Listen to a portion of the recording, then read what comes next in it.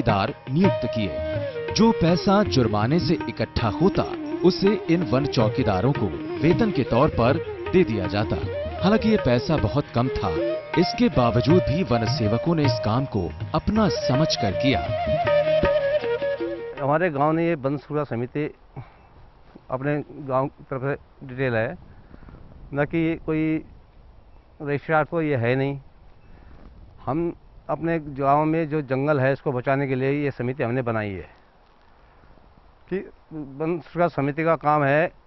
इसमें कुछ मेंबर भी होते हैं, यहाँ के चौकीदारों को रखना और चौकीदार को बताना है कि भाई कोई जंगल ना काटे, कोई पेड़ को क्षतिग्रस्त ना पहुँचाए, कोई बाहर का ठेकेदार आके यहाँ के पेड़ों को ना काटे, गांव वाले ना काटें।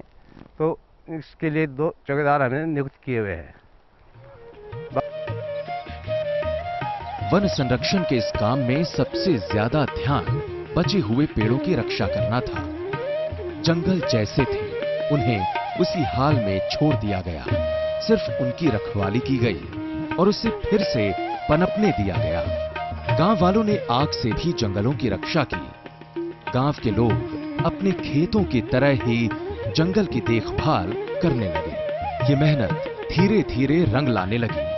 करीब 2-3 साल की मेहनत के बाद उजड़े और सूखे जंगल फिर से लहलहाने लगे और हर तरफ हरियाली दिखने लगी।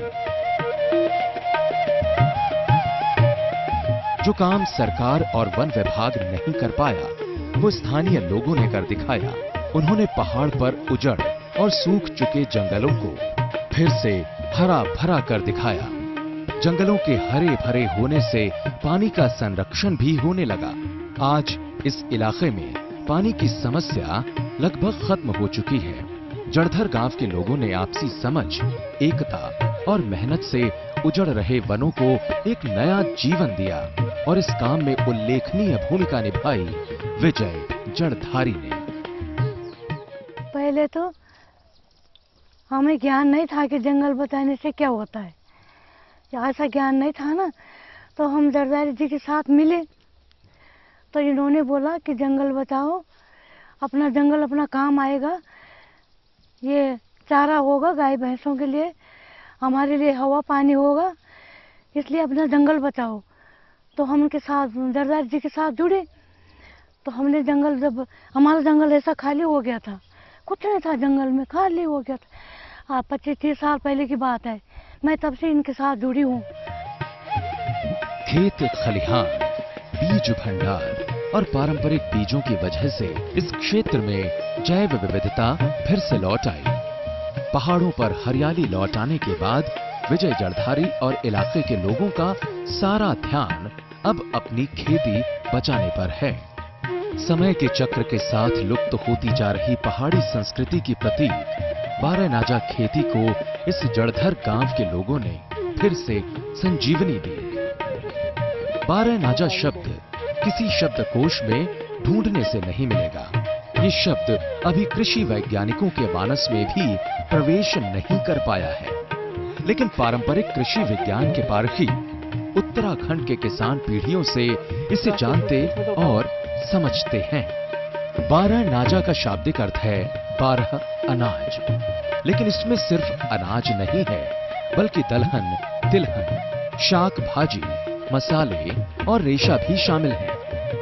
दरअसल अलग अलग इलाकों में भौगोलिक परिस्थिति और खान पान की संस्कृति के मुताबिक कहीं 10-12 तो कहीं इससे कम प्रजातियां उगाना बारहनाजा का प्रतीक है।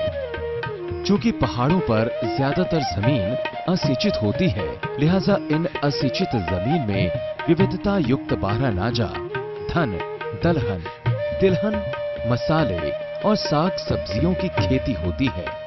यहाँ रबी की फसल की अपेक्षा खरीफ में ज्यादा विविधता होती है। विजय जड़धारी और गांव के लोगों ने पारंपरिक बीजों का भी बखूबी संरक्षण किया है और पहाड़ों की इसी पारंपरिक कृषि पद्धति को बहुत ही बेहतरीन तरीके से सजो कर रखा है।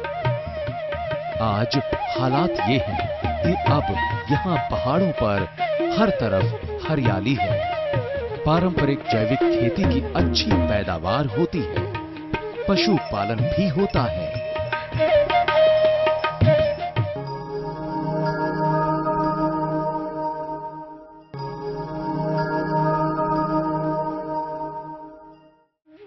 हमारा देश भारत शुरू से ही प्राकृतिक संपदाओं का धनी रहा है।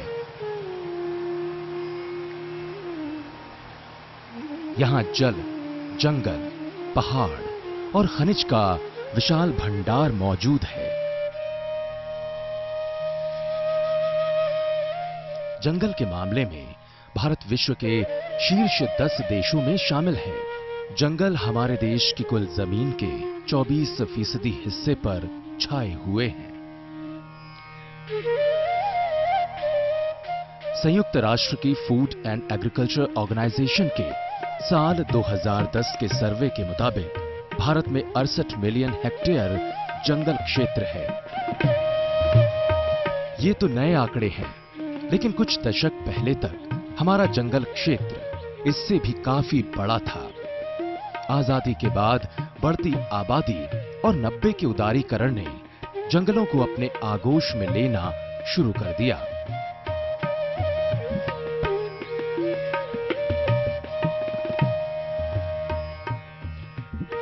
आज आलम यह है कि विश्व का दूसरा सबसे बड़ी आबादी वाला देश ईंधन के लिए मूल रूप से लकड़ी पर ही निर्भर है। आंकड़े बताते हैं कि भारत में ईंधन के रूप में लकड़ी की खपत विश्व में सबसे ज्यादा होती है। बढ़ती आबादी का ईंधन और विदेशों में भारतीय लकड़ियों की मांग की वजह से आज हमारे जंगल बहुत तेजी से घट रहे हैं, जिसका सीधा असर हमारे पर्यावरण पर भी पड़ा है। आज समूचा विश्व जंगलों की घटती संख्या के कारण ग्लोबल वार्मिंग की समस्या से जूझ रहा है और भारत भी इससे अछूता नहीं है।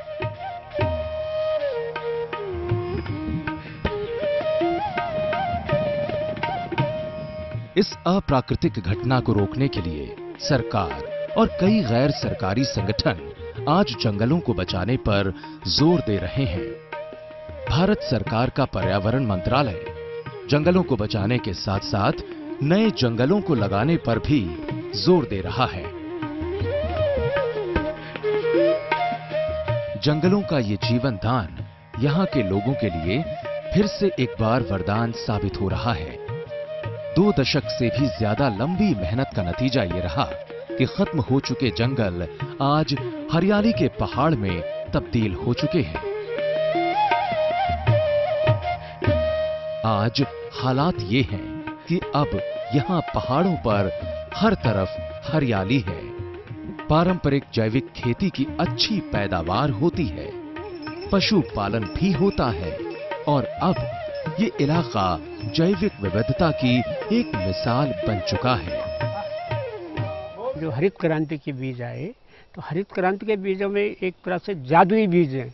पहले साल तो हो जाता है, लेकिन दूसरे साल अगर रासायनिक खाद न डालें तो कम हुआ, और फिर तीसरे साल और कम हो गया। तो हमें लगा इसमें कोई खतरा है, ये हमारे जो बाहर से जो बीज आ रहे हैं इससे हमारा पारंपरिक ज्ञान भी जा रहा है या पारंपरिक बीज भी जा रहे हैं।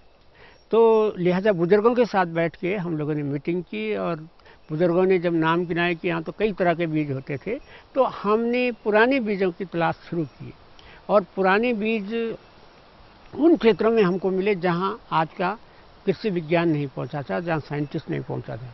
तो हमने उन बीजों का कलेक्शन शुरू किया।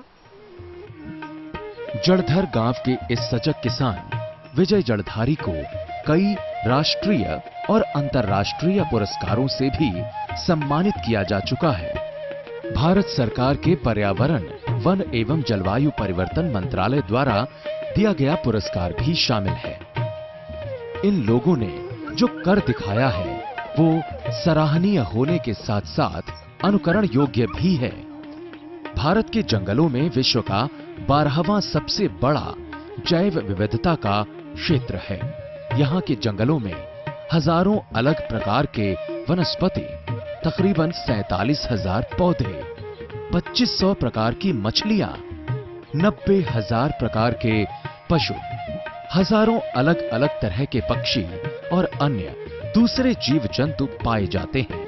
लेकिन देश में बढ़ते जंगलों के कटाव की वजह से इन सब प्राकृतिक संपदाओं का अस्तित्व खतरे में है। आज जरूरत है जड़धर गांव के लोगों की तरह ही मेहनत करके जंगलों को बचाने की, ताकि हमारे साथ साथ प्रकृति की अनमोल धरोहर भी सुरक्षित रह सके। उम्मीद है कार्यक्रम में दी गई जानकारी आपको पसंद आई होगी। फिलहाल अब आपसे लेते हैं इजाजत। नमस्कार। देवानंद ने न सिर्फ 18 फीट ऊंचे गन्ने पैदा करने का रिकॉर्ड कायम किया, बल्कि 1 बीघा जमीन में 250 से 300 क्विंटल गन्ना पैदा करने का भी कीर्तिमान हासिल किया।